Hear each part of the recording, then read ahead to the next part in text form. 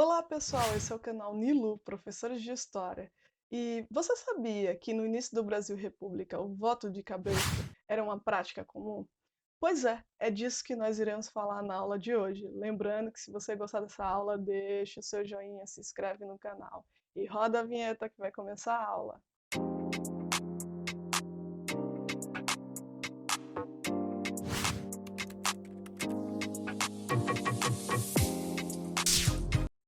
Você já ouviu falar sobre o voto de cabresto?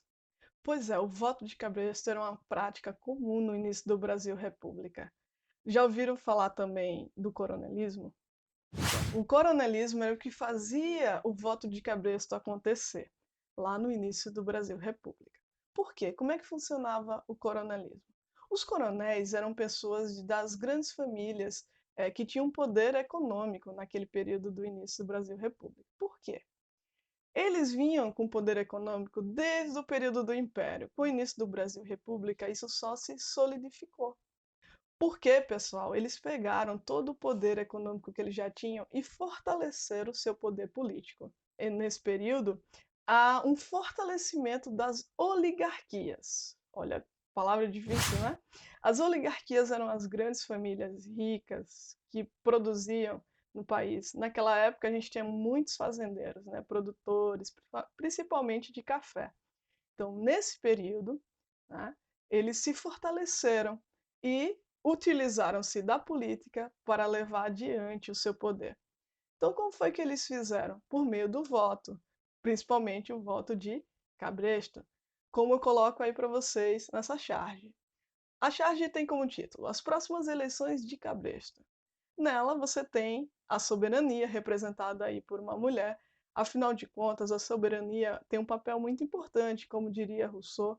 A soberania é quando o povo, né, decide os rumos da política, por exemplo. O voto é soberano, as pessoas vão lá e a maioria decidem aquilo que vai acontecer. Inclusive, deixo aqui o card da aula sobre iluminismo, que fala bem sobre isso e sobre Rousseau, né, dentro desse entendimento. E aí você tem o político trazendo seu eleitor pelo cabresto. O eleitor, né, representado aí por um burro, coitado, sendo puxado pelo político. Então, esse político é o coronel, certo? Que está conduzindo o seu eleitor a votar nele, ou a votar em quem ele queria. Porque nesse período era isso que acontecia. O coronelismo era representado principalmente por essa condução do voto. Como é que era feita a condução do voto? Por uma política de troca de favores. Como é que ocorria essa política de troca de favores? As pessoas votavam troca de um alimento, em troca de um dinheiro emprestado, em troca de um emprego, porque ele trabalhava para esse coronel.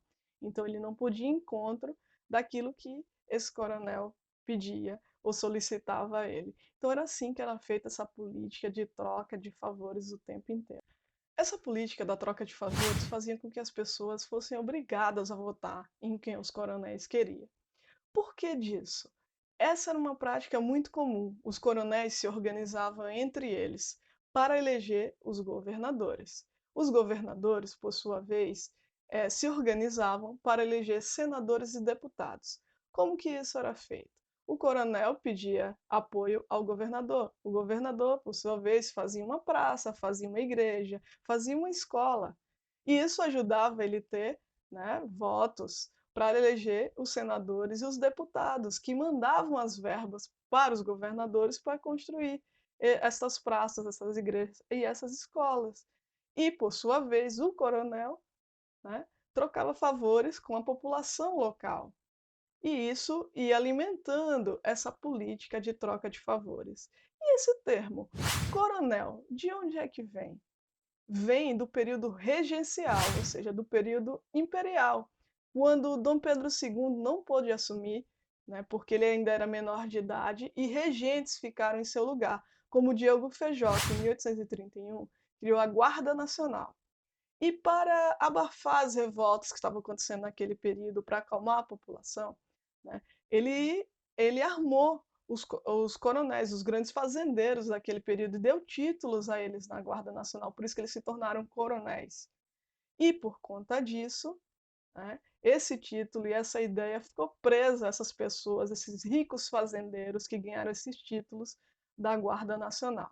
Então, por conta disso, eles se tornaram coronéis. E com o seu poder econômico e também o poder das armas, né? Afinal de contas, eles tinham essa guarda pessoal armada, né? As pessoas não iam contra eles, não iam votar contra os seus coronéis, aqueles que eles deviam favor, como a gente já ouviu bastante essa expressão.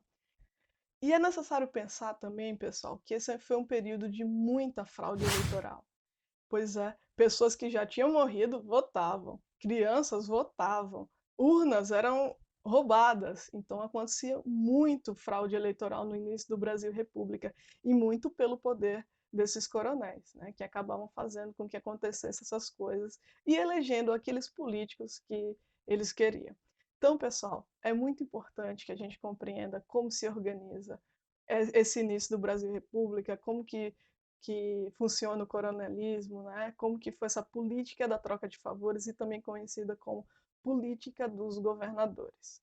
Até para a gente entender como se formou a República e o que nós temos, né, até os dias de hoje. Nós temos muitos elementos desses. Muitas vezes a gente fala lá da história, lá do passado, mas muitas coisas ainda acontecem nos dias atuais. Não na mesma proporção, não da mesma forma, mas são coisas para a gente pensar também os nossos contextos e as nossas vivências atuais, tá certo? Lembrando que se você gostou dessa aula, deixa um joinha pra gente, se inscreve aí no canal, porque isso é muito importante para o crescimento do canal. E a gente se encontra na próxima aula do canal Nilu, Professores de História.